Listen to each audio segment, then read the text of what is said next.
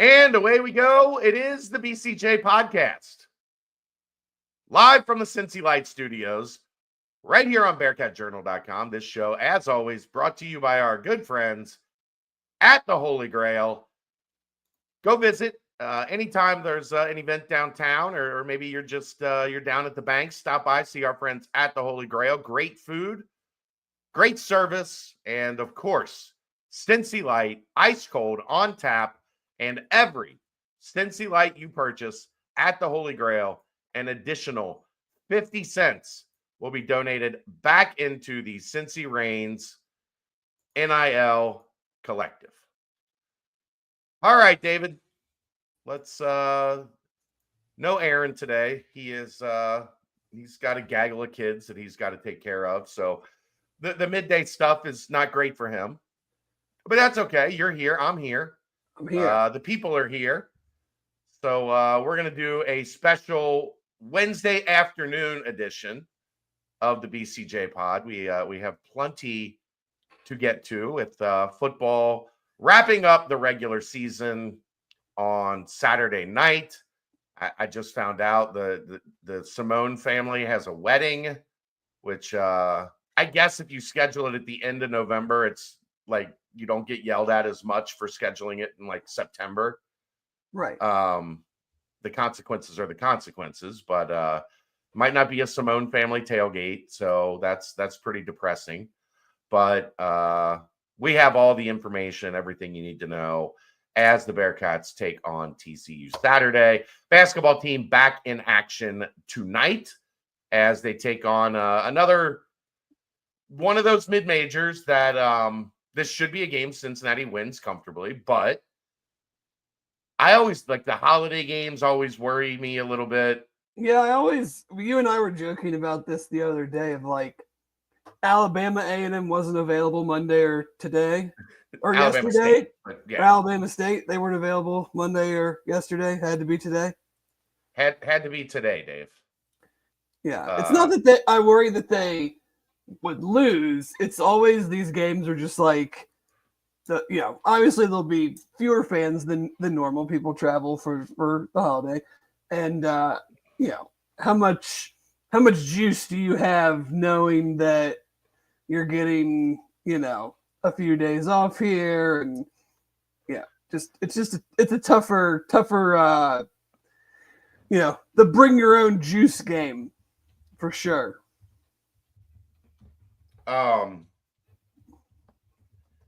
And those are a little more difficult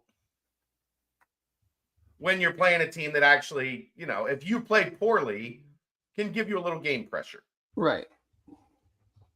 And they haven't really had much of that yet this season outside of, the first 25 minutes at NKU. That was a fairly close game, but other than that, I mean, this team has been impressive. Matt says tomorrow at noon should be fun. I mean, I'm watching the Lions. I don't know about what anybody else is doing. I guess I'm probably watching Instagram Live. There you go. For those that don't know, 5-star Bearcat target Sean Abayev is apparently announcing his commitment tomorrow at noon. He just posted on Instagram. The post was pretty vague, but it said 12 p.m. tomorrow. So I guess we're on alert for 12 p.m. tomorrow. Alabama State does have a 7-point loss to LSU on their resume. Yeah, they're not bad. Like they also have a 19-point loss to Akron, and so they're a team that likes to shoot a bunch of threes. They shoot about 36, 37% from three as a team. So it's one of those, like, if the threes are falling, they're dangerous. If they're not falling, they don't have a whole lot else that's gonna, keep them in the game. I want to say the Bearcats hit triple digits, but the time and the day of the game makes me reluctant. Yeah, I mean, I know a lot of places they do these things like at 1 o'clock, 2 o'clock in the afternoon on a day like this. Just okay, it's 5 o'clock, we're done. We'll see everybody on Friday or whatever. Yeah. Yeah. But it should be entertaining. I'm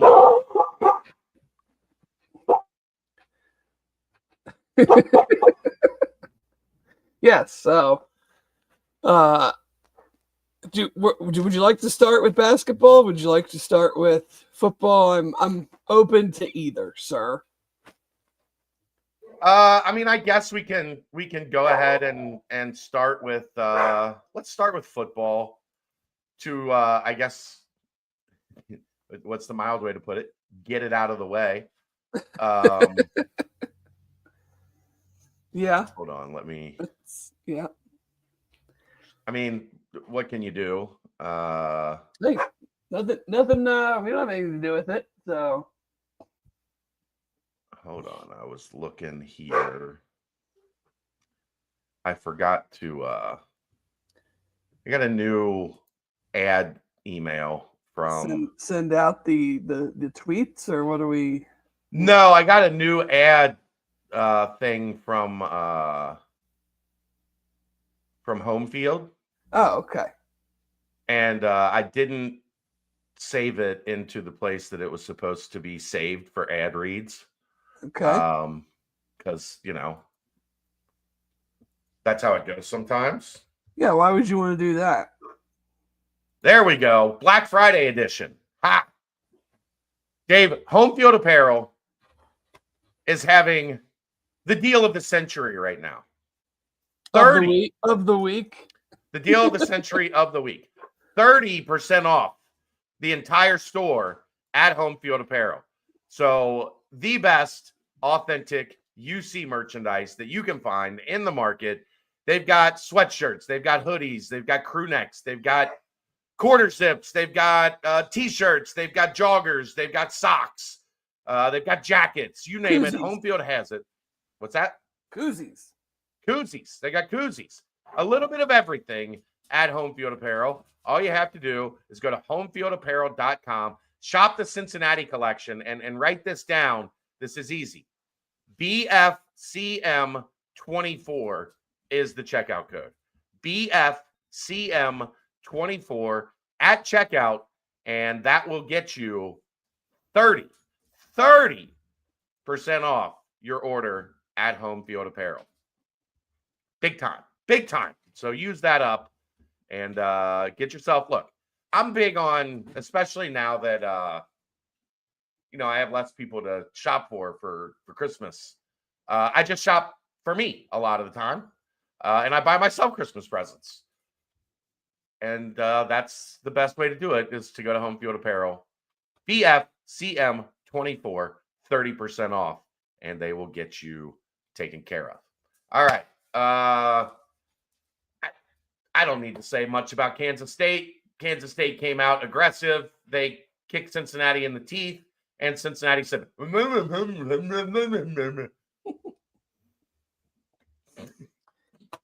that's how you talk when you don't have any teeth. They gummed it the rest of the way. You're the one from Kentucky. You know that better than me. That's a West Virginia joke, Dave. How do you know the toothbrush wasn't invented in West Virginia? How? Because if it was invented anywhere else, it would be called the teeth brush. There you go. Don't bum. We're really on our game this pre-Thanksgiving pod. Yeah, I mean, we talked about last Wednesday about, was Avery Johnson injured? Not injured. He was. Maybe he was, but he's not anymore. Dude, the first, like, they go 3 and out. They punt like 35 yards, and Avery Johnson rips off a 40-yarder on the first play from scrimmage, and I immediately was like, "Oh, this is not going to go well. That's a wrap. And it was, because it was not close from that point forward. They went straight down the field and scored. Cincinnati again went 3 and out, punted 30 yards. They went down and got a field goal. It was 10-0, and they pretty much could have stopped the game there, and it would have not really changed a whole lot, other than Kansas State looking really good. Once again, a defense drops 8 into coverage, and Cincinnati can't get anybody open. Corey Kiner did have a great game. I applaud him for continuing to run as hard as he did in that situation, because he could have very easily not done that. And yeah, he still was busting his ass all the way to the end of that game. So as senior day is coming, a hat tip to Corey Kiner for being a real one. Yes. But moving But it was an ass kicking. Yeah. I mean, hey, it happens. I mean, Alabama took one at Oklahoma. Like, it happens. You know, the unfortunate part is it's in the middle of a stretch here that the Bearcats just aren't playing nearly as well as they were earlier in the year. And so, you know, your warts get amplified in these types of situations. So you move on. You got a home game against TCU. Not exactly the team I want to be playing this week. There's a few others in the Big 12 I would have gladly swapped out. But it's, you know, it's the way it goes. Yeah, I mean, they are essentially about as hot as anybody in the league, especially considering nobody managed to figure out how to win down the stretch other than Arizona State, which is why they're in the driver's seat. But Kansas is maybe the hottest team in the country right now over a 3-game stretch. Just a little late for Kansas, although they could get bowl eligible this week too. Who do they have? Kansas has Baylor. So it should be a good game. But yeah, Texas or TCU, winners of 4 of the last 5. Their last 4 games, their lowest point output is 34. Put up 49 last week against a not very good Arizona team, but UC's a kind of a not very good UC team right now. So this is the best offense UC will play this year. They're currently 13th in SP+. The only Big 12 team that's kind of even close is Colorado at 21, and they definitely were not 21 when UC played them. They have their offensive numbers have jumped, and not that they were in the 70s or something, but Holy shit. What? Ninja just dunked all over Indiana. Is Ninja Chaz Michaels? Ninja, the streamer with the funky hair and the headband. Yeah, the guy that plays center for Louisville that I said looks like the Chaz Michaels. I think he looks like Ninja. I don't know who that is. So that's a reference that I don't know. So so yeah, offense is 13th. That's very good. Defense is 62nd. It's pretty average. I mean, even they've won 4 of the last 5 and they've scored 34 plus, but you know, they gave up 34 to Texas Tech, 37 to Baylor in a loss, 28 to Arizona in a game that really wasn't that close. But UC cannot play the same defense they played last week. Ninja, that guy. No idea. Looks just like him. The center for Louisville, who just dunked all over Indiana. Louisville's up 17 on Indiana right now. Good for them. Cannot play the same defense that they played. They have to be more aggressive. You cannot let Hoover just sit there and pick you apart. I mean, Josh Hoover, TCU quarterback, 68% on 404 attempts is pretty freaking good. Yep. And he's over 73% in each of the last 3 games. So he's playing arguably as well as he's played all year. 23 touchdowns, 9 interceptions, and only 14 sacks. Now, they get the ball out quick, and that plays a part in it. But 14 sacks in 404 attempts is also really good. And he's not really a runner. I mean, so it's not like but he doesn't want. He will if he has to, but he's not. He's not in their top 4 or 5 rushers, right? So you have that. You have a 4-deep receiving core led by Jack Beck, who is a Biletnikoff finalist. 59 for just over 1,000 and 9 touchdowns. That's 17 per. Eric McAllister, 22 receptions, but almost 23 yards a reception. 4 touchdowns. JP Richardson, 50 for 630. And then the super interesting dude to me, who is probably the most NFL type receiver that they have, Savion Williams. He's got 57 catches for almost 600 yards and 6 touchdowns. And now they're also using him at running back, where he has 43 carries for 312 and 4 touchdowns and had 2 rushing touchdowns last week. So, film study this week, probably fun, trying to figure out how you're going to stop that. They run the ball when they absolutely need to, which is the reason I think they're able to kind of, or have been able to start to pick apart these Big 12 defenses is, okay, you want to drop 8, well, we'll run it. Like, we're not great at it, but if you're just going to have 3 guys there, we'll run it, Cam Cook is their leading rusher, under 500 yards, but, 3.8 a carry.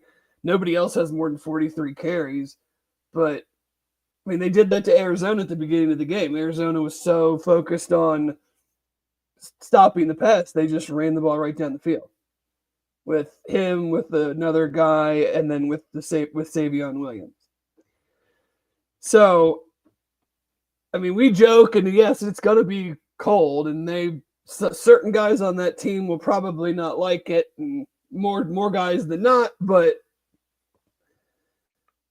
I have a hard time thinking that's just that factor alone is just going to totally grind an offense that's playing as well as they are, going up against a pass defense that has struggled as much as they have, that this is just all of a sudden going to be like some 17-13 game or something like that. Yeah, I mean, we do have empirical evidence that, a Sonny Dykes team might fold in the cold weather in November. We do. We have seen that happen before. And that was a really good SMU offense. And they came into that game and nobody wanted to catch anything. I've never seen, those mini golf courses in Florida that have the crocodiles. Oh yeah. I haven't seen that many alligator arms since the last time I was at one of those. It will be interesting because, it is. I know it gets cold in Texas from time to time. It has not gotten cold in Texas yet. No. So they will be very, very cold. It will be interesting to see how they handle it, but I don't think it's going to be something that completely derails them. So the key is going to be, can Cincinnati score? Can Cincinnati keep up? Even with an abbreviated version of TCU, and the evidence right now, Dave says no, they can't, because they haven't played good offense since. I mean, they were okay against Arizona State, but the Texas Tech game, which was 2+ months ago, they were good in the first half of the Arizona State game. Yeah, they were. Other than that, yes, not since Texas Tech. Right, and I mean, I would be looking at a 2-1 run to pass. Like, I want Corey at 25 carries plus, Evan at 10 to 15, and then whatever Sorsby does, like, they need to run the ball over 40 times in this game if they want to control the game, use the conditions to your advantage. Other than that, like you said, we'll get to my prediction, but it's like we haven't scored over 20 points against anybody since, we scored just 24 against a couple teams, but certainly not anything that would keep pace with the TCU team the way they're playing. So maybe you knock them down a little bit because of the weather, but it's not going to be windy. it's going to be cold, but the sun might be out. There's no precipitation. Well, the sun will not be out, Dave. Oh, it's 6 o'clock. I keep thinking it's a noon game. No, the sun. If the sun is out, we have some different issues to talk about. Yeah, the climate change people might be onto something. Or there's an alien invasion. I've heard that December 3rd, there's going to be an alien invasion. I just totally, mind, farted away that it was actually a 6 o'clock game. But yeah, but it's not like it's going to be windy or sleeting or anything like that. So you go out there, you try to get used to the weather, the coldness, and then you just deal with it. But the idea of how to win this game is there, but there's just such a lack of seeing it come to fruition. I mean, this offense, to show you, to put it into perspective, I don't remember if this was pre or post TCU or Texas Tech, excuse me. The offense got up to 24th in SP+. It is now 66th. Yeah. And it takes a lot to move that much. Yeah, it does. Like, couple bad games in a row will only move you so far. Like, to move 40-something spots in what is a 6-game span? 5-6 game span? Yeah. Like, that is a consistently underperforming offense. I mean, we know it is because they're not winning and they're not scoring, but like, from a metric standpoint, to fall 42 spots in 5 or 6 weeks is pretty drastic. It's alarming, right? Like, well, yeah, somebody asked in the chat, it's very hard to do that. Like, yeah, you have to be real bad consistently to fall that far. And guess what? They're still running it really well through that stretch. Yeah, the passing game is just non-existent. And the somebody passing asked, game, third down is just falling off a cliff. Fourth down, which when you're trying to get 4th and 8, right. Usually, I mean, you're down 3 scores. Like, those situations are game related, but yeah. Somebody asked earlier, should Sat give up play calling? I mean, one, he's not going to. Right. It's the Bengals question all over again, right? Should Zach give up play calling? Maybe, but it's not going to happen. So I don't, it's right along with like, are they going to change coaches this offseason? No, and no. Right. But I don't know, like, really, honestly, I don't know how much this is on Sat as much as it's on Sorsby just not being sharp. Like, there have been guys open that he's not hitting. Right. Like, have there been some instances where, guys are covered up and the receivers aren't doing a great job of getting open? Yeah, I mean, sure, that's part of it. But, I mean, he missed in the past 2 games, he's missed on 3, like, easy touchdown passes where they schemed up a guy wide open in space with nobody between them and the end zone, and Sorsby didn't hit him. And I'm a big Brendan Sorsby guy. I love the guy. Because what we saw in the beginning of the season, it's not like he forgot how to, well, I mean, maybe he did forget how to do that. I don't know, but he's still that guy. He's just, we pointed this out immediately at the start of the season. He is a rhythm guy. And for whatever reason, they have not been able to get him into a rhythm over the past month. He has been inaccurate with his passes. He's not leading guys. He's throwing the ball kind of in spots that, we didn't see him through 5-6 games, Dave. He did not put the ball in danger at all. And it feels like the last month, like 3 times a game, the ball is going into a spot that you're like, hey, no, don't do that. And he's doing it. And I don't necessarily know that that's play calling. I think some of it, can Lichty be the guy next year? Lichty is out of eligibility. He already redshirted, so I don't think you can use the he hasn't played in 4 games thing. I I don't think he can come back next year unless. Do you know, Dave, that they're trying to push through a legislation to give everybody 5 years? Yeah, and there's no red shirts, which I think would be great. Yeah, no red shirts. You just get 5 years, however you want to use it.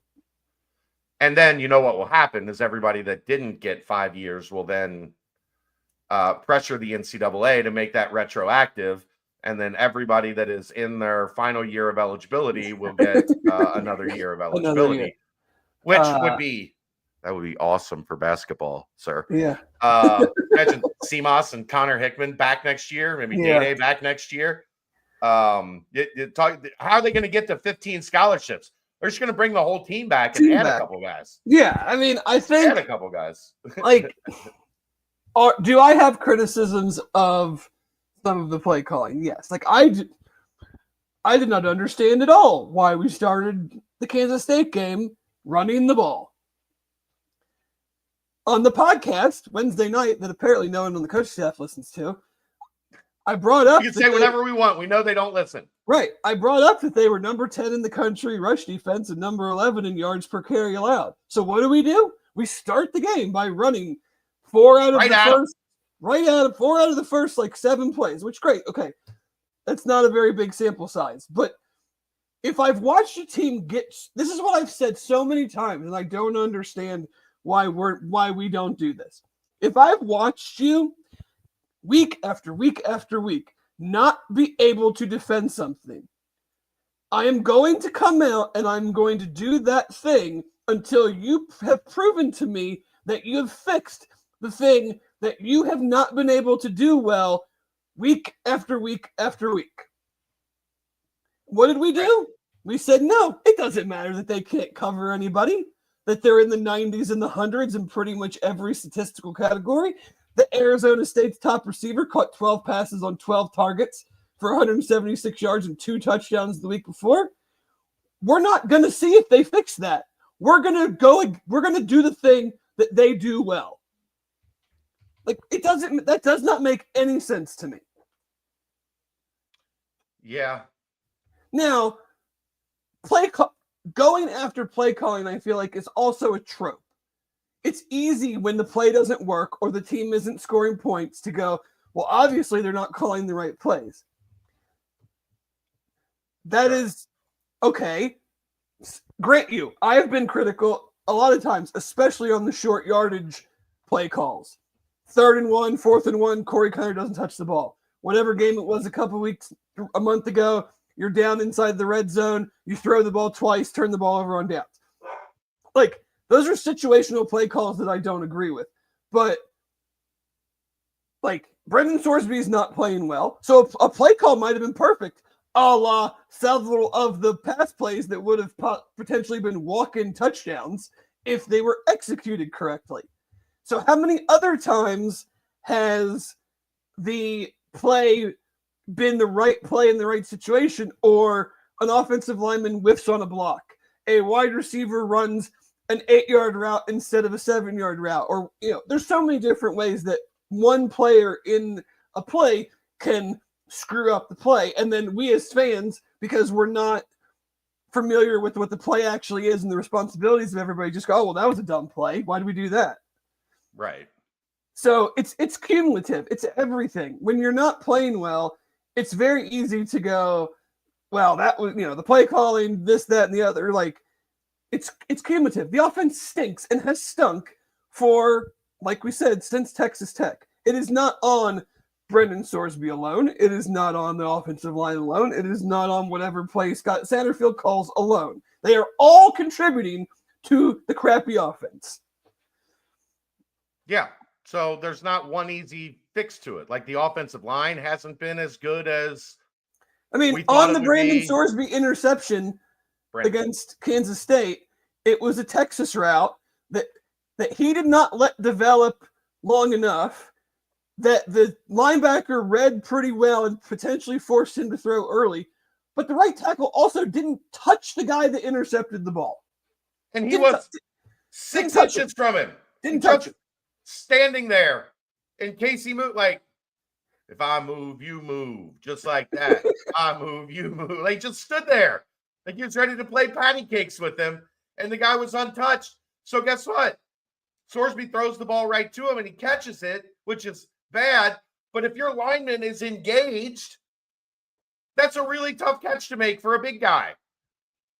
And instead, it was just unimpeded. He just caught it and was like, shit, I should run that way. And off he went. Like, it's a complete system failure on offense outside of Corey Kiner. And I guess you could say Evan Pryor. Yeah. It's when they have gotten him the ball, he has been very effective. But outside of those two guys, it does here, I think, and again, some of this is because Sorsby has not played well. But it does bring back something we talked about last year. They are really good at scheming the run. Really good at scheming the run.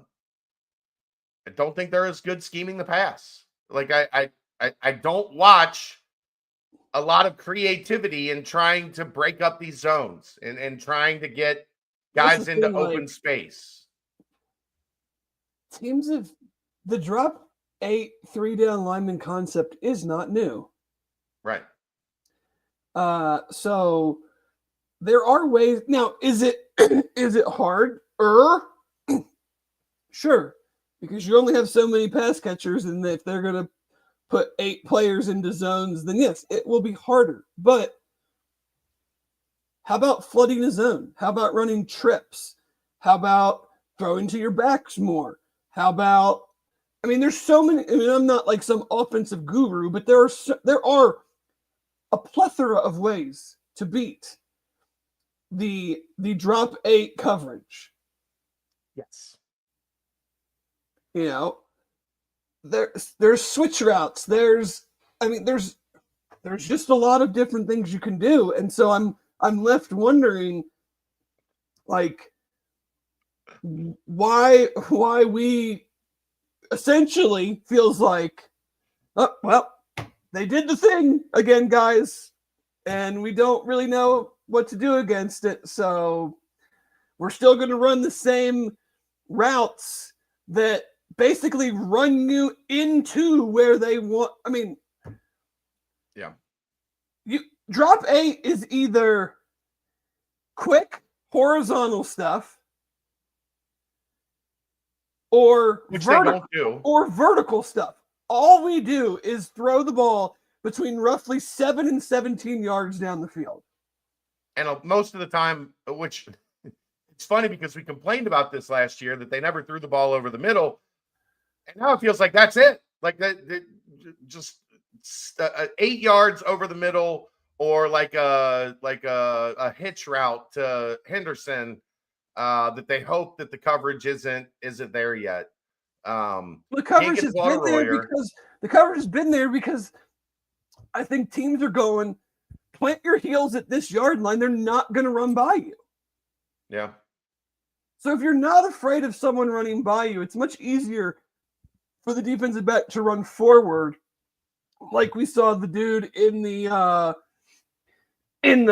Kansas State game that was all over Hendo. Yeah. Because he's not afraid of anybody going past him. And all these teams that are now playing either 2 high or even 3 safeties, you can't really, you can't work that area as much unless you're going to send. See, this is the thing. Like, you have to, and again, offensive line, you have to send a wide receiver on like a deep post to force the coverage, and then have a second receiver coming across underneath that guy. So as that guy is breaking and pulling that safety with him, you are running someone under and basically behind him to be in that zone that guy just left, because he had to go run with the safety, the one with the wide receiver going deep. We don't do any of those routes. All our routes are single route. Like, there's no combination routes. Everything is just, now I say that it seems that way. Give me the all 22 and I'm sure I'll be proven wrong. But like, they need the receivers and the route concepts need to work more in conjunction with each other, where you're confusing the defense, where you're making the guy choose who he's going with, and then you're, replacing.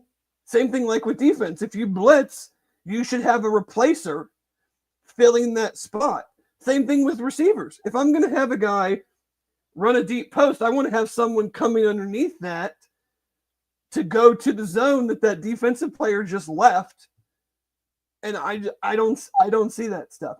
They try to do the screen stuff, which is good because Arizona, like, teams were crushing Kansas State on that. The wide receiver screen stuff. But probably could have done it more, probably could have done more trip sets, more stuff to the backside of the backfield, like 3 wide receivers, run everybody off, throw it to Pryor, and let him follow those guys. And I don't know. It's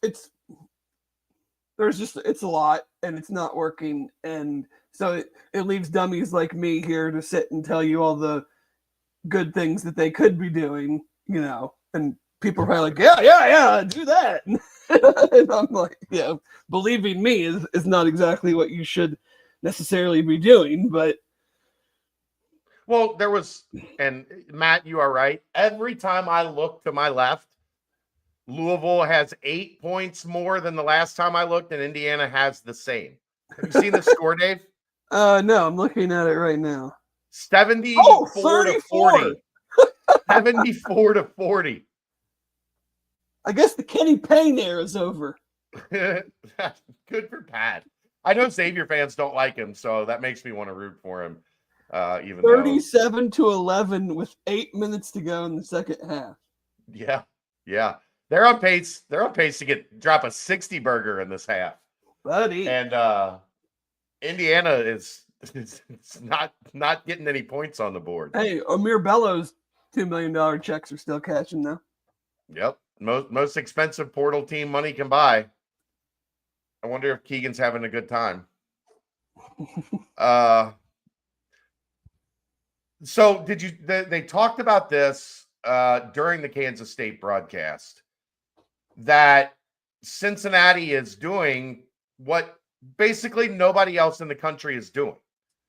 And that is, they are not throwing passes within 5 yards of the line of scrimmage. Yeah. Everything is 5 to 15, which is insane because they're not throwing anything more than 15.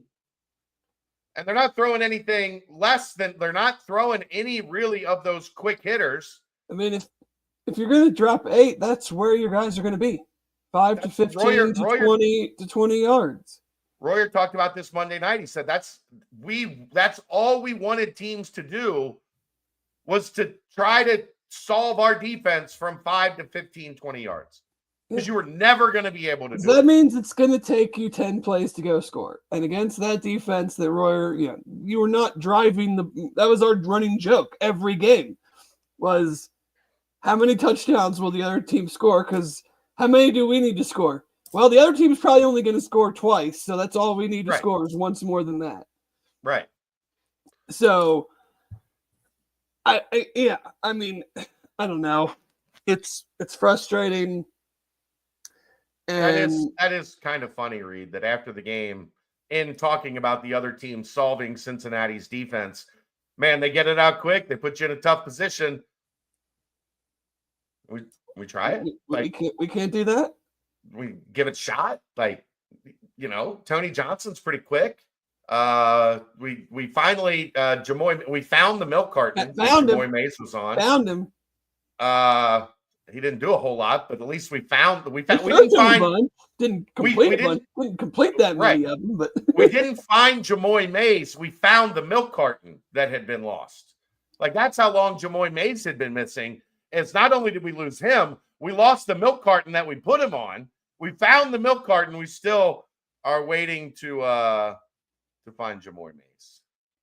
Yeah. So it's frustrating because they have enough weapons to be decent on offense, and they're just not. It's yes, and it's frustrating because to me as well, because while I will not dispute that the Big 12 is top to bottom is way better than the AAC. Not disputing that. I mean, there is a team that has my heart in the AAC, but top to bottom, we're not talking about anywhere near the same thing. And yes, there are still a lot of players on this team that were recruited to the AAC, and I'm not disparaging them at all, but it is what it is. But we're also not talking about the SEC or even the top half of the Big Ten. Right. The Big 12 is a good and competitive conference that pretty much everybody is between 20th and mid 60s in SP+. Right. We're not playing the Ravens defense or Alabama 2017 or Georgia 2022. Like, it should not be this hard to play offense against the teams we are playing, regardless of who is on our roster, and because what is on their roster is not the things that I just said. Right. This is not the Big 12 of 2018 where everybody scored 60 points, but it's also not there's not a bunch of top 10 defenses strolling around in this conference. And yeah, it's called none. There aren't any. You look at West Virginia, you look at Kansas State, those are two bad pass defenses.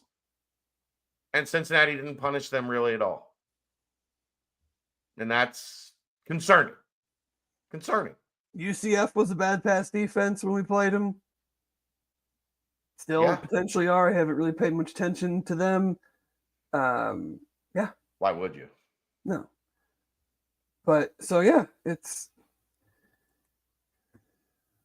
that's why it's frustrating, is that I feel like we upgraded the talent on offense from last year.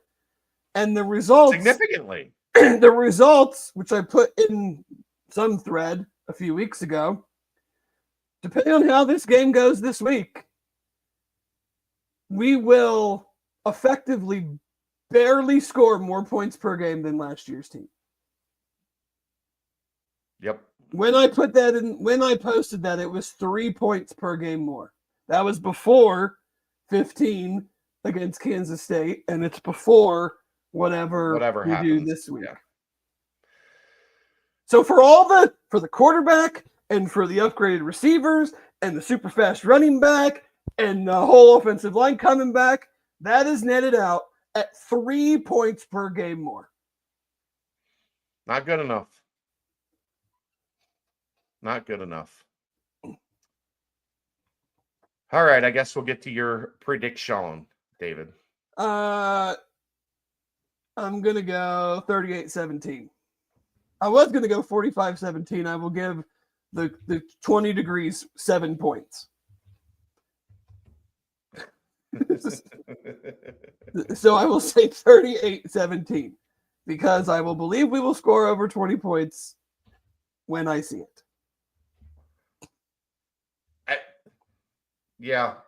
I want to think they can win this game because I do think. Well, you also said they were going to win the Kansas State game. I thought so. I did. I like I said, I didn't have any real logical reasoning for it other than I just had a hunch, but it turned that was just indigestion.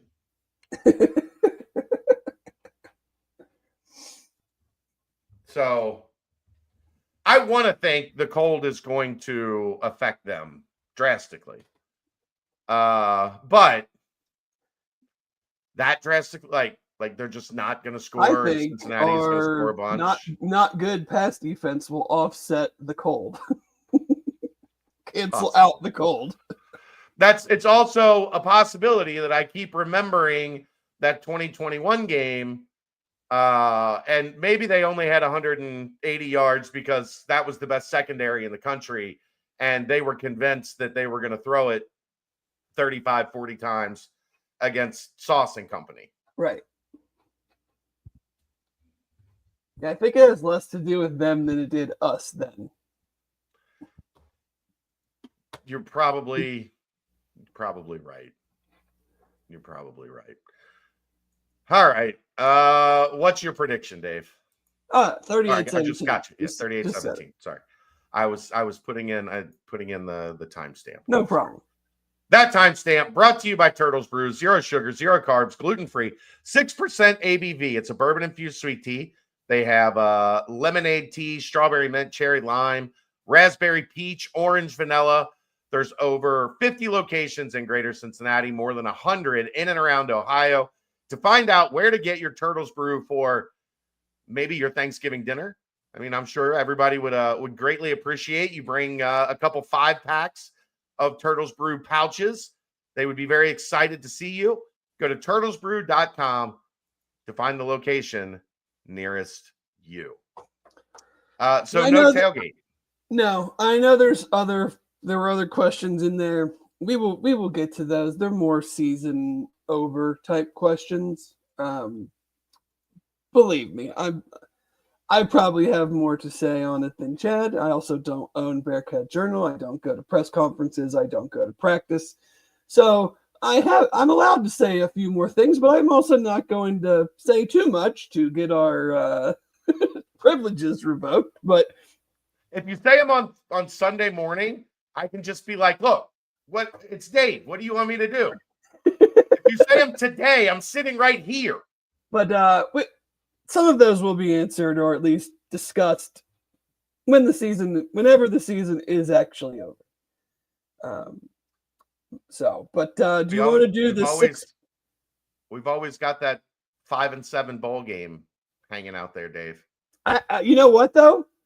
It's seeming like that might not matter this year because I saw that there are already like 79 bowl eligible teams and 12 more can become bowl eligible Saturday, and there's really only like 3 spots left for them.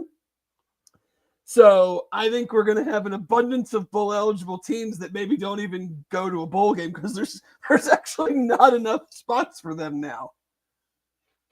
Darn. Look, if they make it to 6-6, I'm all in on a bowl game. Hell yeah. 5-7. Basketball season. No. It's basketball season. I mean, will I attend a 5-7 bowl game? No. Will I send Keegan?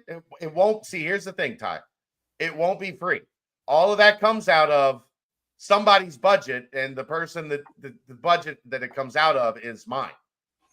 So no, I would not be going to a 5-7 bowl game, and I won't say I won't send Keegan, but it would be a difficult call on whether he's going to go to the bowl game or not. Ooh. Yeah. I'm speaking thetically. If you're speaking hypothetically, I'm speaking thetically. Send Aaron. That might be the thing to do. That I think we should for a 5-7 bowl game. I think Ryan Royer on location would be fitting. Let's see how drunk we can get Royer at a 5-7 bowl game. Yeah, but yes, we have signing day Wednesday. We'll see how that goes. I know there's lots of questions about some guys decommitting. I think that's just the rub of several different things right now, unfortunately. But we'll see. Well, yeah, money, opportunity at certain schools, and let's be honest, Bearcats aren't playing good ball right now. It's hard to keep your top recruits. It's hard to keep your top recruits if things aren't going well. I mean, hey, we might have to move this show to the afternoons. Like this chat is not really doable on most Wednesdays. Get a honeymoon suite for Royer and Brett and send them to the bowl game. Hopefully it has a heart-shaped jacuzzi. The jacuzzi. Yeah, the jacuzzi. Yeah. Oh boy. Because I was looking at some other schools, like just in the Big 12, and Arizona and Arizona State have like 6 or 7 decommits. UCF's is approaching double digits. Well, I mean, you know what's happening. The Big Yeah. Ten and the SEC are saying we're going to let the ACC and the Big 12 fill up, and Yeah. we're going to go pick apart the top of their classes. Right. Because they can. Yeah. Which, I mean, I hate it, but we better be doing the same thing to the schools. Like, I saw a couple highly, not saying that we were recruiting them but like I'm seeing it happen to Toledo. I'm seeing it happen to other schools. Like, teams are just doing the same thing. Okay, fine. You're going after our guys. Now we'll go after the next level, whatever. So, we'll see. Hopefully we can get a guest for signing day like we usually try to do. I know I'm working on getting some of the stuff set up for our normal, talk to the coordinators, right?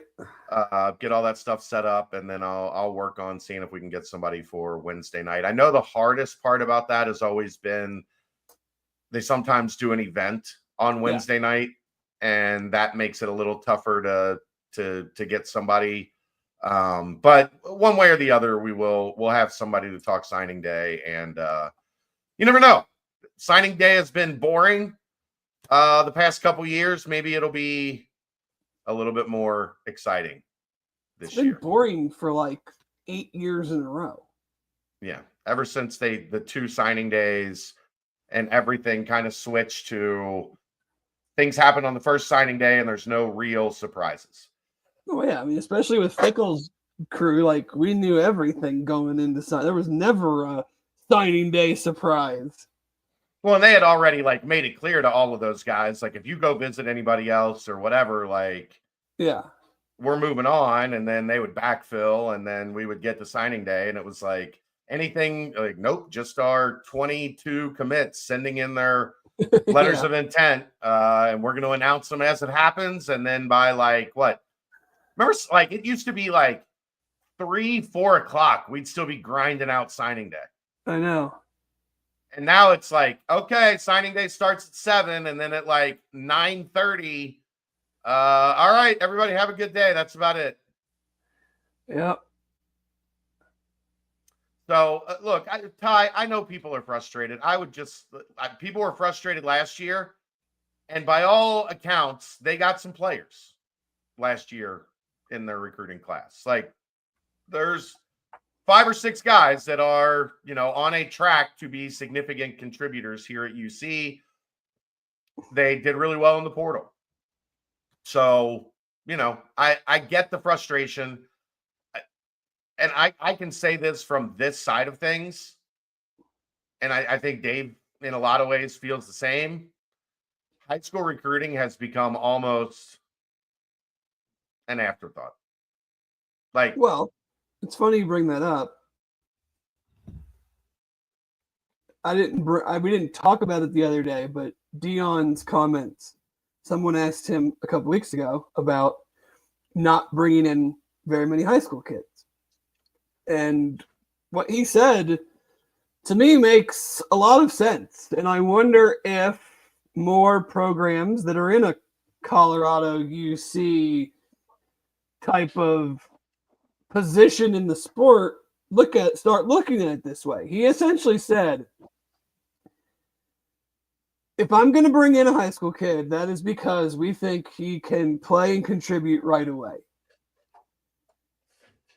We are not looking to bring in 20 to 25 high school kids, have half of them not do anything, and then end up transferring because they're not playing, or we've deemed them to be not good enough, or because they're spending a lot of money to develop what is essentially going to be somebody else's players.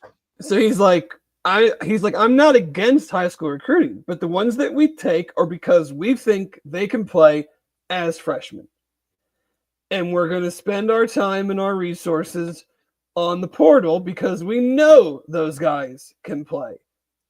And I don't really disagree. I mean, I know we've always talked about UC as a developmental program, and you can't really do the numbers with UC right now because you had a coaching change. So you can't just go, well, everybody in the 2020 class or 2021 class, these guys are left and these guys left. It's not as simple because of that. And then you have the first Satterfield class that is, we all know what first classes typically are. But for next year's team, just look at it for next year. Would you rather bring in 23 freshmen or 12 freshmen and that's 10 extra portal guys? Or however the math works out. We need damn portal guys that can step on the field and play right away. Right. And even this was considered, and by all accounts, what we saw when they got on the field, a really good freshman class. But guess what? Those guys were contributors. None of them were major difference makers. It's still a bunch of special teams, and I don't want to. I'll probably forget something, but it's a bunch of special teams in Simeon Coleman and Marcos Parker that are truly playing a lot of defensive snaps. Sanks is playing a decent amount, but they moved a lot of that to Antoine Peak Jr. Right. So yeah, I mean, Gavin Grover's going to be good. I think Parker and Whedon and Coleman and Sanks and Sabor, all those guys have a really good chance to be good, and they contributed as freshmen, but they contributed what kind of you expect good freshmen to kind of do that year one. And then you hope that they take the jump, but guys like that are going to be the type of guys that they're looking for, because those guys were able to come in right away. And a lot of those guys were early. A lot of those guys were early enrollees. And Zach was on the coach's show last night talking 15 to 16 potential early enrollees, which I'm always for. But if this team loses Saturday, and you go from 5-2 to 5-7, you need portal dudes, man. You're going into year 3. You need potentially losing quite a bit. Yes, because we don't know who's going to leave. That is always a question in this new era. There's no given, regardless of how. You can't always just look at this guy didn't play, he might leave. I'm reading stuff that anonymous, these articles that I talked to 10 anonymous GMs or whatever, player personnel people, and they're sometimes you're just going to scratch your head and go, why did this guy leave? Money? Nope, it really wasn't money. We offered him the same, just decided to leave. And good players, not guys that aren't playing. So, they need to hit. They'll hit the portal. But my opinion is moving more in the direction of what Dion feels. Now, obviously, they have a little bit different way of viewing it right now. It's easy to recruit and all of that when you're playing as well as they are, and you have a Shador and a Travis Hunter, and you got a lot of buzz and whatnot. But the thought and the methodology to me doesn't change. I'm not sure how much I would be just banking on high school kids and development. You need to have some, you need to have a foundation of that. But you're right. I'd be looking at the lines and the skill positions. I'd be I need dudes that this guy caught the ball and scored touchdowns in college. Right. I'm not sure how much outside of the lines and some guys here and there, just because you do think that they're those guys. I'd be digging in on the high school kids. 89-61 is the final on that Louisville, Indiana game.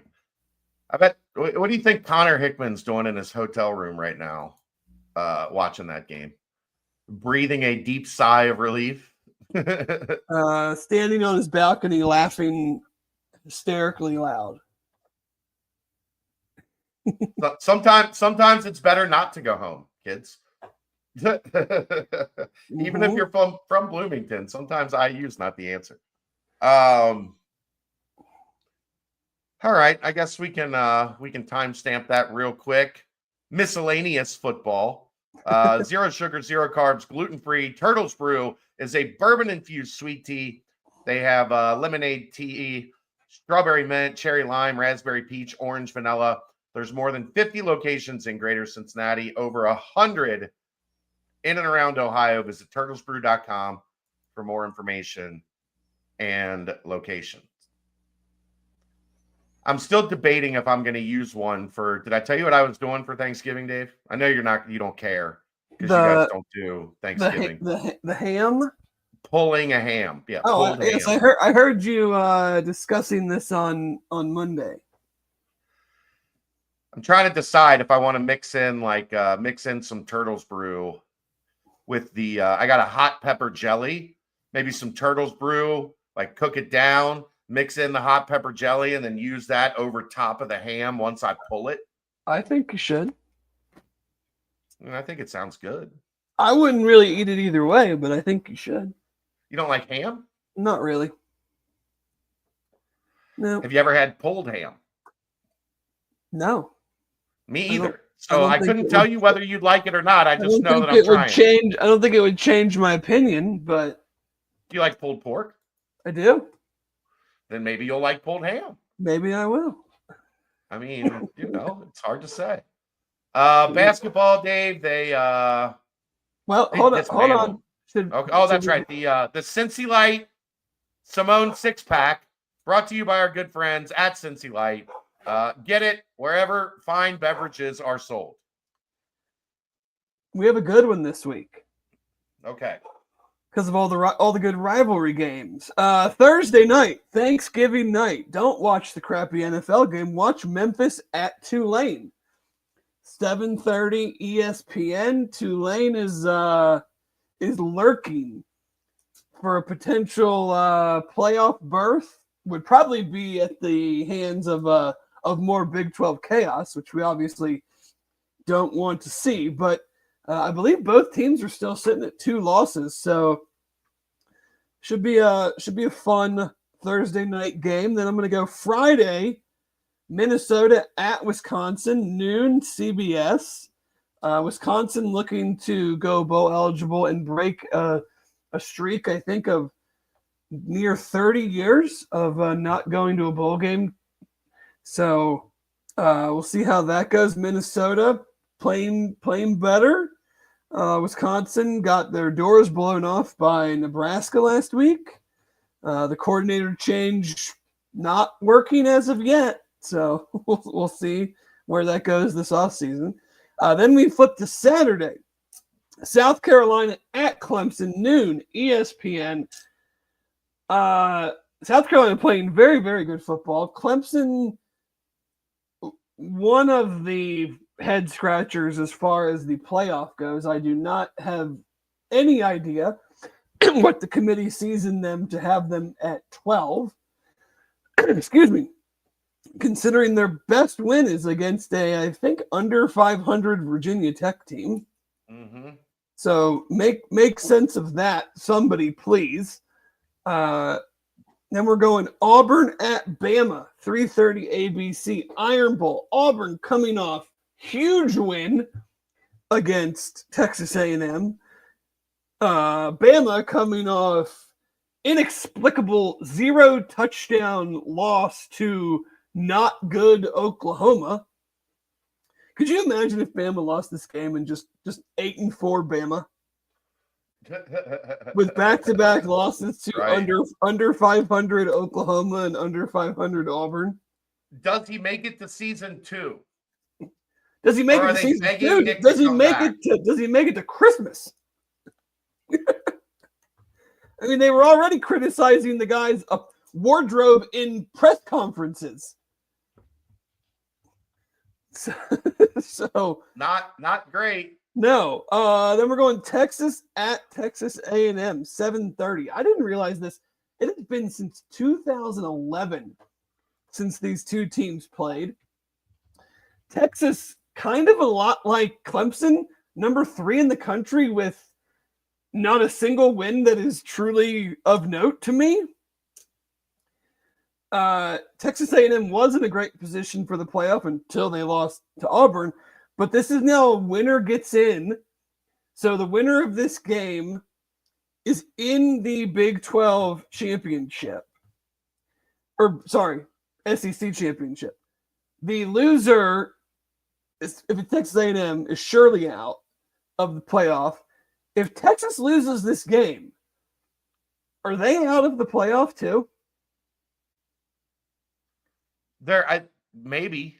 I mean, I did the Big 12 Insiders today. They were talking about a scenario where Texas A&M wins, they get blown out by Georgia in the SEC title game, and then Texas makes the playoff and Texas A&M doesn't, even though Texas A&M won the head-to-head. Yeah, I mean, that's a nightmare scenario where the SEC might only get 2 teams, and it would be Georgia and Tennessee. Yeah. Because it's hard for me to see a 2-loss Texas that didn't make the conference championship being in the playoff.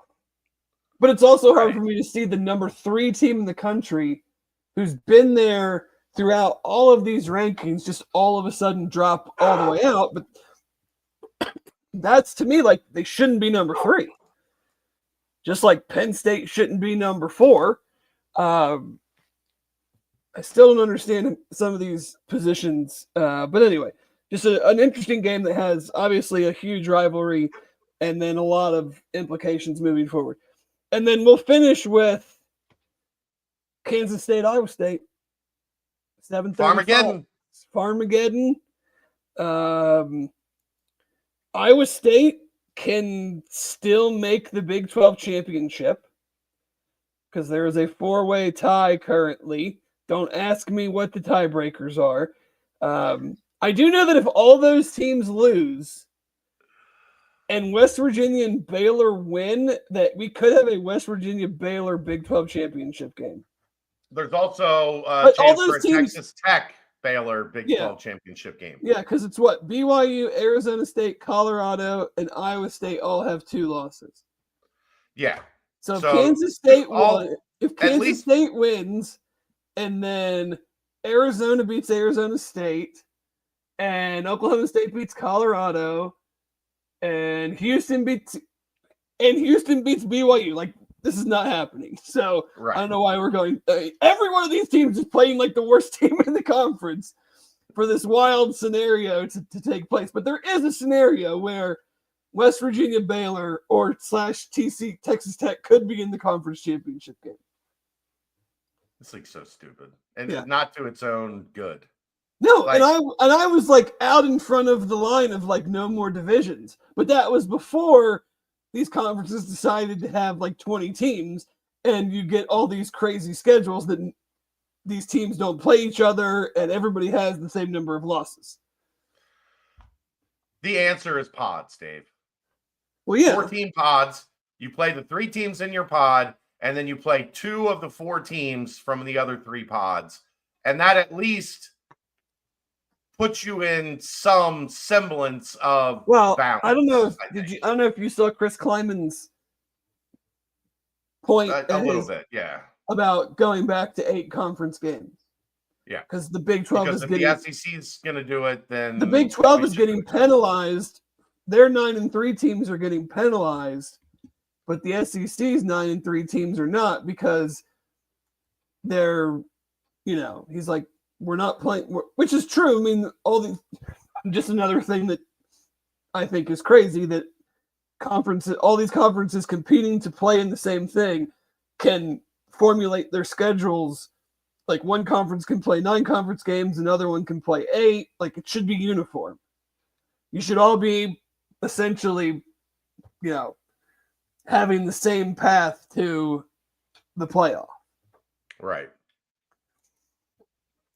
I mean, Alec Busey was on the show with me this morning, who does the Iowa State site, and he was, he brought up the funny part of, does anybody actually know that the ACC only plays 8 conference games? Or like, they're so irrelevant at this point that just nobody even talks about the ACC anymore. But they might get 3 somehow. They might get 3 teams in. Yeah. Because here's the thing, if you're in a position to make the playoff now and you make your conference championship game and you lose, I don't think you should be penalized for playing an extra game, for being good enough to play an extra game against another good team. I don't think you should be penalized for that. That then allows a team that didn't even make their conference championship to jump you and go to the playoff. Right. Like if SMU and Miami play in the conference championship game and SMU loses, Clemson should not jump them and take their spot just because they played an extra game and it was against a top 10 team. Hypothetically speaking, you're right. Like that. Hypothetically speaking, you know what? Right. Because then that does lead to teams saying, we don't want conference championships anymore, because it's actually penalizing us for being good enough to make it, but not winning it. Right. All right, let's get to basketball, Dave. The Bearcats on Saturday completely dismantled Georgia Tech. They were up 14-4 almost instantly. The game was never really in doubt. Georgia Tech is a team that's talented, but they did not look like a team that was even in the same weight class as Cincinnati. And I know there's much more difficult tests coming up, including, boy, I feel bad for Dayton, Dave. I feel really bad for Dayton. They have a good starting 5. Their depth and their size, I think, is catching up to them in these games against other high-level teams. But I mean, they can still shoot it, and they were neck and neck with 2 top 10 teams. I know. They had a 21-point lead in the second half against North Carolina. North Carolina just methodically. The crazy part about that was, Dave, Dayton did everything they could in that game to like maintain the lead. It wasn't like all of a sudden they just fell apart and Carolina went on like a 18-2 run and it was a game again. And like, no, Carolina was clawing back and Dayton was hitting threes and getting and ones and like doing everything they could to extend the lead. And Carolina just methodically walked them down and won at the end. Just like won every segment by like 5 points. Right. And then they were every bit as good as Iowa State last night. And Iowa State pulls out a close one. And then their reward for playing great against North Carolina and playing great against Iowa State is to play in the 7th place game in Maui, the last place game against the 2-time defending national champion UConn Huskies, who are probably a real angry bunch right now. Now, they kind of went away from the formula, Dave, this year for the Huskies. Yeah. They are not old. They're old, but they're not. The past couple years, they have been old. And I do think it's important. We learned this with UConn last year. We learned it with Purdue last year. It does help to have a 7'4" athletic behemoth that you can run everything through on both ends of the floor. Yeah, and an elite freshman that turns into a top 5 NBA draft pick. Right. Top 10, right now, whatever he ended up being. They don't have that guy either. No. But Maui's been incredible. What a great 2 days of basketball it's been. I'm kind of upset that I have to go to a UC game tonight and take myself away from the TV because literally, like, outside of the work that we have to do, I've just been watching and even when like I've been watching Indiana get destroyed by Louisville here, even when I've been working, I've been doing a lot of this. Yeah, the last 2 nights I've tried to stay up to watch the late Maui game and have stayed up basically right until it starts and then fallen asleep and then woken up at halftime and gone to bed. Tonight I don't even know if I'm going to try to stay up for the midnight tip Dayton UConn game. No, is that? Yes, it's midnight.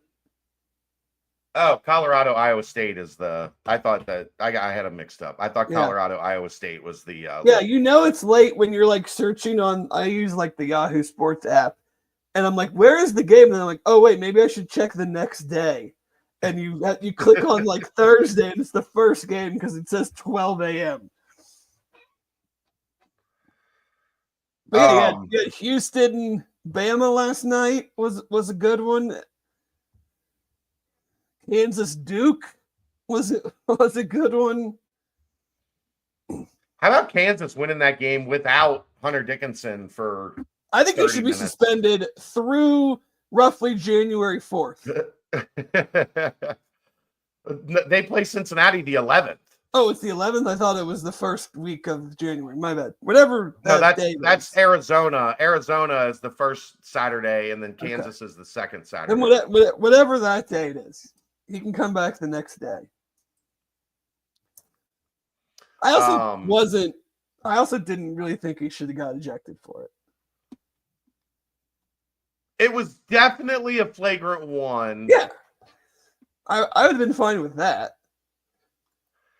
I mean, it was pretty blatant. I mean, he did give him a good old, bottom of the Nikes to the face. A good old Richie Farmer, Christian Laettner. Yeah. Yeah, he did give him a good little nudge with that foot. I'm not mad at him that it was a flagrant 2. That wasn't one where there was one yesterday. They had Pat Adams and Brian O'Connell on the same game yesterday. They were doing Alabama Houston. Yeah. And an Alabama guy is going for a rebound. A Houston guy is getting ready to go for a rebound. An Alabama guy comes from behind, plows him in the back through an Alabama guy, and everybody goes toppling, and they call the guy in the middle on Houston for a foul when he had and Pat Adams was staring right at it.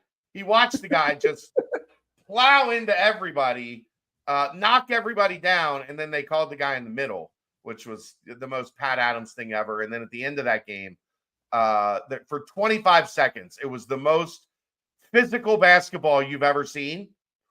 And Pat Adams and Brian O'Connell just stood there and watched it. Yeah. Oh, yeah. We're going to let this play. I don't care if there's a murder on the court right now. Somebody could, last Boy Scout, get a gun and start shooting people. Pat Adams and Brian O'Connell were just going to be like... If this was last year's team, that would have favored Alabama. They would have had the gun. They would have had the guy with the gun. But yeah, the basketball's been great. UC Georgia Tech. That was an ass whipping. And it was an ass whooping for 40 minutes. I've continued to hammer on this, and it's something they're going to need to do as we continue to move on. And it's going to be a lot harder as the competition gets harder. But this has been a team, when they get separation, they keep separation. They have not played with their food. And how many teams over the years, Dave, at UC have we watched? Up 12? Oh, no. No, up 4. Right. Up 10? Oh, no. It's down to 3. Like every run was met with a corresponding answer, and at least through 6 games, and the competition has not been great. And Georgia Tech is, a below average Power 5, Power 4, whatever team. This is what you're missing, Robert, when you don't watch the shows live at night. You're missing laughing hysterically at Dave making a quip about Alabama and guns. But all we can realistically talk about at this point is what we're watching. And what we're watching is a team that looks pretty well constructed, pretty well put together, pretty well with an understanding of what it takes to get shit done.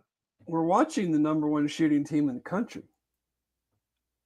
Which, I mean, I don't care if it's for 1 game or 6 games or whatever. That don't happen here. The number 100 shooting team in the country has happened. That throws some zeros on things there. Are going really well. If things are going really well, you might get into double digits. Yes, but yeah, in some stats that I don't even know what they mean, but I put them out on the Twitter.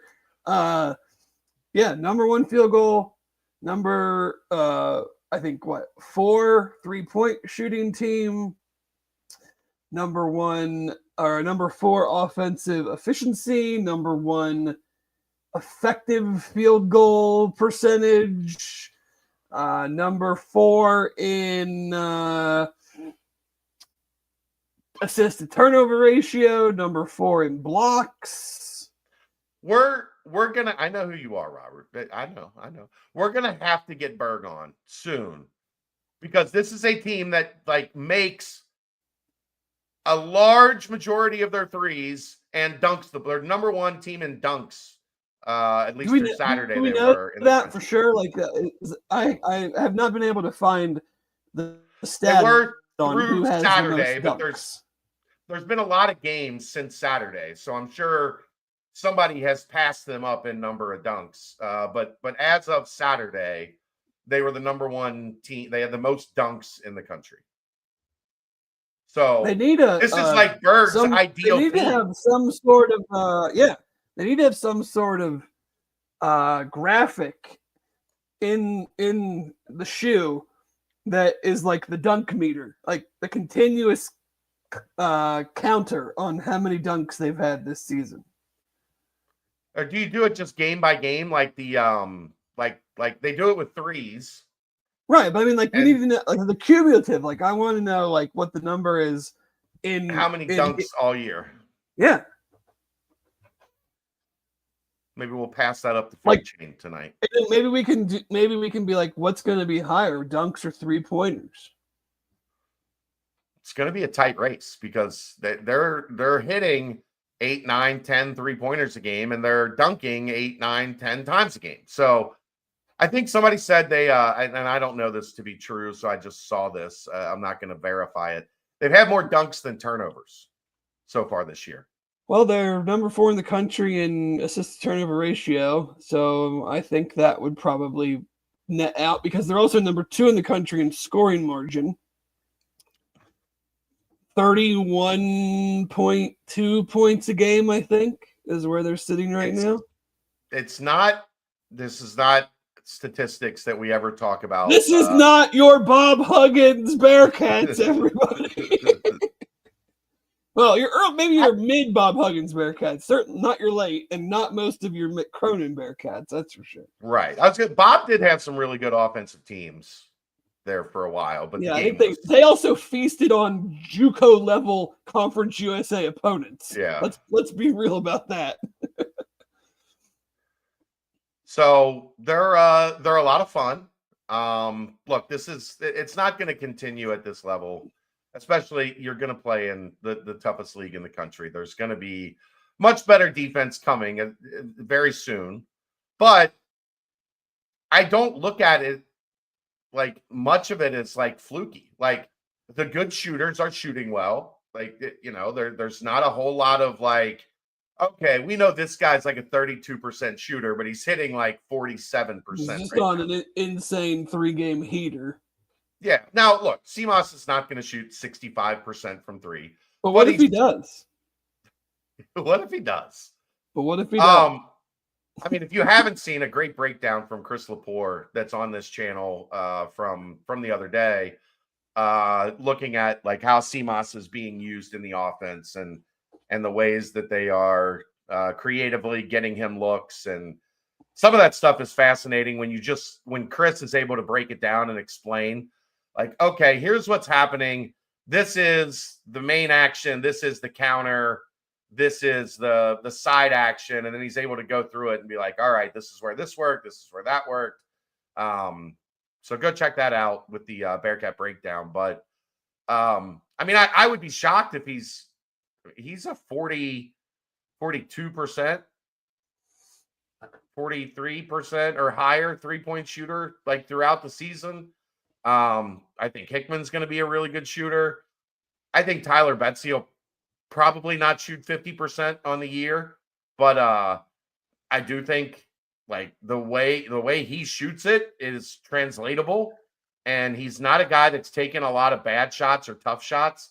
He's when the ball comes to him and he's in rhythm, he's shooting it, which generally is a lot more repeatable than a guy that, you know, has it in his hands and is trying to shoot off the pick and rolls and shoot off the move.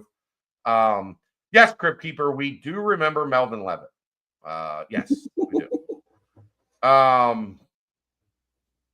But, you know, the dunks, will there be less when you get into the Big 12? Sure. But there's still probably going to be a lot because you have two guys that. But will there be? Yes, Dave. I don't think they're going to dunk 10 times a game in the Big 12. It might be 8 instead. Might be 8. But my point being, a lot of this is fairly repeatable, even as the competition level rises, because you have guys that are really good at things.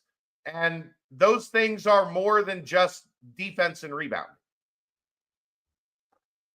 Yeah, I mean, it's some of the percentages and stuff will certainly drop, but you're still not. And I feel like we're doing this too.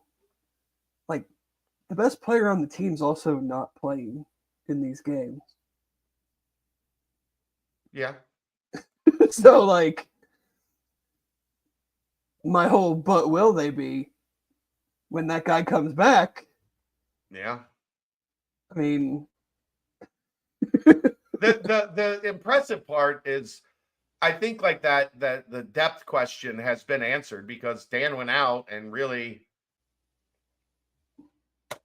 haven't noticed. I mean, I think he noticed on the glass. And it would certainly be different if Dan went out February versus November. But I think it's been I won't use a blessing in disguise, but it has allowed some guys to get maybe just a little bit more run than they would have gotten.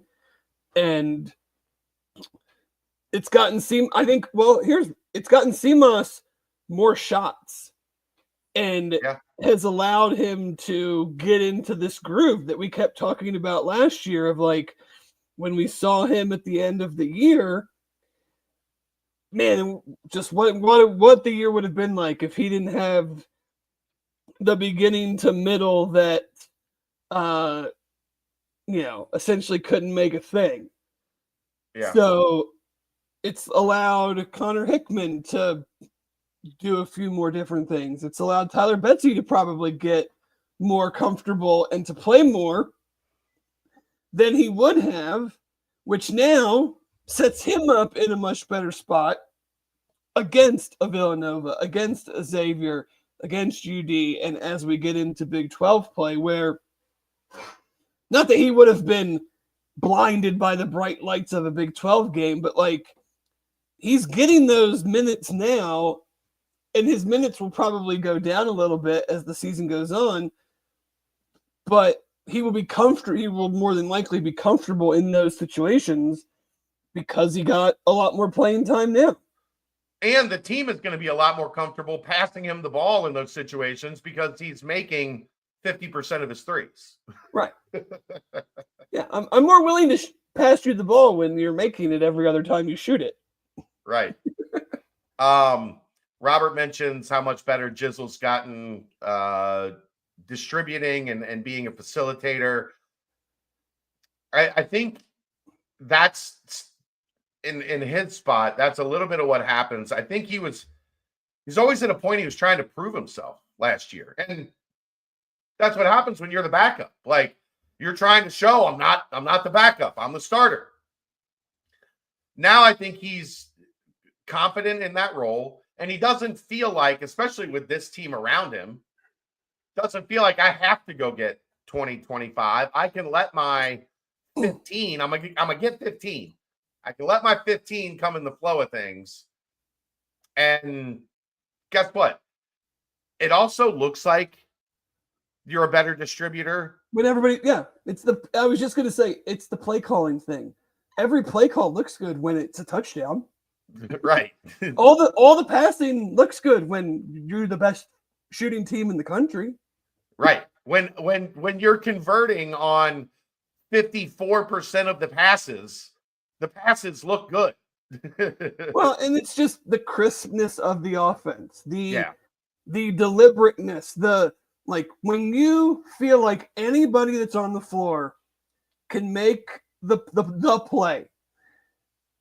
It's just so much easier to pass and move and flow, and because you're not trying to, I'm trying to think of the best way to say this. You're not trying to run a set to then get it to the guy who can probably make the basket. Right. And if you can't get it to that guy on the first run, then it's the shit that we used to see all the time. Okay, now we're going to pull it out, and now we're just going to go one forward flat, and then we'll see our guy will probably miss, but we'll get the offensive rebound. Right. Now it is, we can kind of do whatever we want because it doesn't really matter who ends up with it. It's as long as they're open, we feel good that they're probably going to make it. At least right now, they're probably going to make it. I know they won't continue hitting shots at this high of a percentage. But will they? Well, that's always my thing of whether it's football, basketball, whatever sports, they can't just keep missing these field goals because eventually it'll catch up to them. And I'm like, or it won't. Right. or they're just good enough that it doesn't matter. They can't keep being this bad at the free throw line. It'll eventually catch up to them. Or maybe it doesn't because they're a 45% 3-point shooting team. And shooting 65% from the line doesn't matter. Well, also shooting 65% from the line doesn't mean a whole lot when you take 7 free throws a game. I'm just using that as an example. No, I know. But I'm also saying, in this case, for sure. They're not, because they're making a ton of shots, so you're not getting to the line that much. But ooh, that's a good one. Does Dylan make more threes or free throws this year? He's got one of each. Actually, the better one is, does Tyler Betsy make more threes or free throws? Yeah, he is. We've talked about this. I think he needs to step into his free throws. I think as the ref passes the ball, he needs to 1-2 catch and shoot because he's much more comfortable with that than he is standing at the free throw line. Because you talk, I'm going to look this up. Dylan has made 1 3. I think he's attempted 6 or 7 threes. He has attempted it. Tyler Betsy 9 threes, 2 free throws. The threes have a lead. He's made more threes than he's attempted free throws. Hold on. He's made 9 threes. He's attempted 6 free throws. The thing is, Dave, there might be a decent number of guys that have more threes than free throws right now. CMOS has 31 threes and 2 attempted free throws. 3 free throws. Dan has 18 threes and 3 free throws. Jizzle has 5 threes and 3 made free throws. 1 for 6 from 3 for Dylan. 1 for 10 from the free throw line. You know who's listening to this and hates this stat? Who? Aaron. Yeah. Connor Hickman we're shooting too many threes. Connor Hickman has 7 threes and he hasn't made a free throw. Tyler Betsy has 9 and 2 free throws. Day Thomas has outside of Aziz, has anybody made more free throws than threes? Hey, here's the best part. It's the whole team. On the season, they've made 49 threes and 44 free throws. Hold on. I got one I want to look at real quick. That's outstanding. Paige is probably the biggest. Yeah, Paige has Page 1 has three made and 14 made free throws. Yeah. he's the one I was just going to look at. Yeah. He's screwing up the percentages. He needs to shoot more threes. He needs to make more threes. Because if he had 14, you can't make more if you don't shoot more. Best UC shooting team since Durden and Burton. It's 6 games in, Jason. I'm not gonna go crazy yet. We're not going to anoint them, But we've talked about this. But they could be. Let's shoot 3 throws. You get 1 attempt and it's worth 2 points, but you shoot it from 3. I don't hate that, Robert. I don't hate that. Top of the key three-pointers are the easiest ones. Just step back there. 44% from 3 and 63% from the free throw line. It seems incongruent. The 17-18 team could really shoot the 3. Like that team shot the 3 at a really, really high. Gary was a good 4 shooting the 3. Troy, Jaron, Jacob, Justin, Jennifer, Kyle wasn't great, but he could hit some. Yeah. So let's see. 17-18. Yeah. We've done this. We've done a little bit of this exercise before, but that team shot 35% from 3 on the season.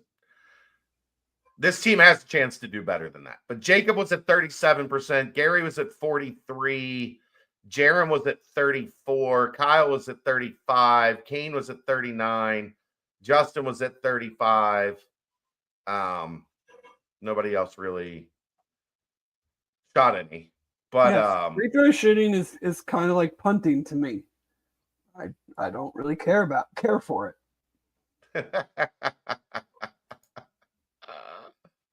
It feels like over the last couple of weeks that whether it's UC or the Bengals with punting and field goal kicking, more and more people are coming to my side of the aisle of I just wouldn't do either. That's what they did against Kansas State. We're not punt. Two under 40-yard punts. They shelled it for the rest of the day. Yeah. So how about the 92? Tonight. What are we doing? Come on. Tonight, I just want to see him just play with some energy. This should not be close. Play with energy, nothing, and just play smart. No, let's not have a out of character 17 turnover game. Yeah. Making fouls, 70 feet from the basket. Just essentially play the way you've been playing. Now, play the way you've been playing tonight doesn't mean essentially make everything you throw at the basket. It's more of the pace and the gameplay aspect of it. You should score plenty of points to win tonight's game, but there's extenuating circumstances that can slow you down a little bit. Yeah. All right. I don't have a whole lot else, do you? No. I was just informed. I do have 2 tickets for tonight's game available if anyone would like them. What are the first come, first serve here? If the first person that says I want them gets them, is that how you want to do it? Yeah, they can reach out to me or you on the board. I'll put a thread on the board. I'll put it up on Twitter. They're club seats. If that makes anybody, Robert, are they good seats? Yes, they are. Right? You should have just told me. I would have given them to my dad.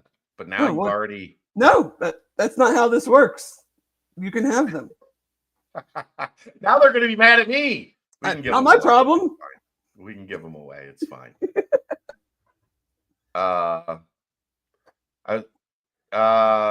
Give them to Chad's dad. Okay, well, if you guys want to, I'll let you know, Dave.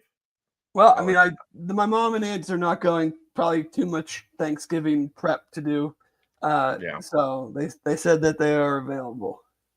I'll check with my dad. If he wants them, cool. If not, you can put something on the board. Okay. And the first person to grab them can take them. But all right. That's I think that's gonna do it. I'm gonna have to find a way to get Dave off work at like 2:00 on Wednesdays because this was a great crowd, an interactive crowd. Everybody was great. So I will what about tomorrow at noon? I will probably be right here at my desk. We'll see. Maybe if things go well, I'll do something tomorrow at noon. I don't want to make any of the guys have to work tomorrow. It's a lot going on. It's a busy day. I've got mac and cheese to make. I've got a pulled ham to make. So I'm gonna try not to make everybody work, but maybe we'll be live tomorrow at noon. You know me, I like to go live when big things happen. So if a big thing happens, then maybe I'll go live. Maybe Kelsey will co-host it with me. She doesn't like Sean Abayev though. She doesn't think he's cute. We're trying to get people to watch the show, Chad. I know. So having her co-host is kind of defeats the purpose. Yeah, that's a good point. She can't hear right now, so it doesn't have the same effect. I know. But all right, everybody have an awesome Thanksgiving. We didn't even get to our Thanksgiving food takes that would infuriate 95% of the listening audience. So we'll just leave it at that. I mean, we can go 5 more minutes. Look, Thanksgiving sides stink. Like there's like 3 good Thanksgiving sides: mashed potatoes, macaroni and cheese, and something else. Rolls. Yeah, rolls. Stuffing is horrible. Stuffing is not good. Green bean casserole is terrible. And my stance has always been the same. And Dave, I think, somewhat agrees. If it's good, you eat it all year. If it's not good, you eat it one day a year and tell yourself that it's good. Yeah, like it would be a staple side. Like, what are we having tonight? I'm grilling steaks, and we're having green bean casserole and stuffing with it. Right. But nobody does that. They say, I'm grilling steaks. We're going to have mashed potatoes and mac and cheese. I'll be having my traditional Thanksgiving lasagna. I mean, yeah, don't care much for cranberry sauce, dressing, or sweet potato casserole. Once a year. That's why those are once a year items, is because they're not good. Brussels sprouts with bacon. Kelly used to eat Brussels sprouts all the time. She loved Brussels sprouts. So we would have Brussels sprouts regularly. That does not make it a Thanksgiving side. Gravy is awesome. That's why gravy is a regular for a lot of things. Guess whose family didn't even have gravy for a very long time? Why no gravy? It wasn't part of my mom's side of the family's traditional Thanksgiving dinner. Like most turkey is dry as shit. Why would you not have gravy? I don't know. We stopped one year at a gas station to get a jar of Heinz gravy on the way to my grandparents' house. That is one thing. So Ebert's in Newport, when it was open, they made a bunch of turkeys for Thanksgiving, and then they would make like containers of gravy. Oh yeah. And that was I was never in charge of the turkey, but they asked me to bring the gravy. So I would go to Ebert's and I would get the thing of gravy, and everybody would be like, "Oh my God, that's the best gravy." And I'd be like, "Yeah, I whipped that up," even though I didn't make the turkey, which you need the turkey to make the gravy. But yeah. R.I.P. Ebert's in Newport, the best butcher shop ever. Oh well. Yep. Rachel's in there making the Christmas or the Thanksgiving lasagna as we speak. She looks like she's doing a great job. I've seen her back and forth a little bit. She looks like she's doing good work. All right. I got to get a shower and get ready to go to Fifth Third Arena. And then I'm on with Mo and I'm on with Lance. And then I got to do a post-game show. And then I already did an hour show this morning and a 2-hour show here. Yeah, get all this stuff in before Thanksgiving, Dave. That's right. All right. Everybody have a great Thanksgiving. Keep your eye open. Turn your notifications on. Maybe I'll pop in at noon tomorrow. But other than that, it's great to see everybody. Thanks to Holy Grail. Thanks to Turtles Brew. Thanks to HomeField Apparel. And we will see you next time. This is the BCJ Podcast, presented by the Holy Grail, live from the Cincy Light Studios, right here on BearcatJournal.com.